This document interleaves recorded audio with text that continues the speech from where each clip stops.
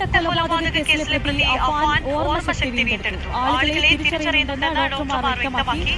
ആത്മഹത്യ ചെയ്യാനുള്ള ശ്രമത്തെ തുടർന്ന് തിരുവനന്തപുരം മെഡിക്കൽ കോളേജ് ആശുപത്രിയിൽ ചികിത്സയിൽ കഴിയുകയാണ് അഫാൻ.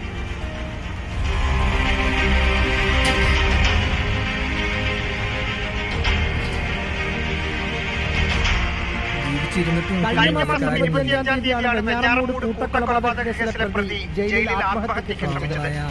അതീവ ഗുരുതരാവസ്ഥയിൽ കഴിഞ്ഞ അഫാൻ ആദ്യ ദിവസങ്ങളിൽ വെന്റിലേറ്റർ സഹായത്തോടെയാണ് ജീവൻ നിലനിർത്തിയത്. പിന്നീട് ഐസിയുവിലേക്ക് മാറ്റി ചികിത്സ തുടർന്നെങ്കിലും ഓർമ്മശക്തി വീണ്ടെടുക്കാനുള്ള സാധ്യത കുറവാണെന്നായിരുന്നു ഡോക്ടർമാരുടെ നിഗമനം. ശരീരത്തിന്റെ ഓരോ ഭാഗം തളരാനുള്ള സാധ്യതയും പറഞ്ഞിരുന്നു.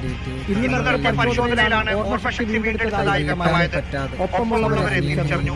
ആത്മഹത്യ ചെയ്യാനുണ്ടായ സാഹചര്യം പോലീസുകാർ ചോദിച്ചെങ്കിലും പ്രത്യേകിച്ച് മറുപടിയൊന്നും പറഞ്ഞില്ല.